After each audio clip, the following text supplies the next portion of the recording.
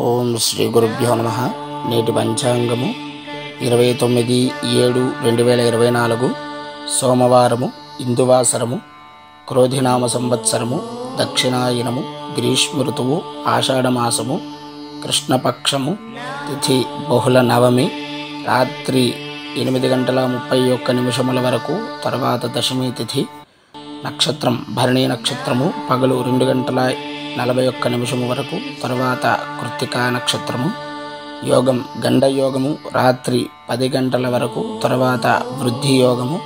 కరణం తైతుల కరణము, ఉదయం 9:35 వరకు, తర్వాత వనజి కరణము.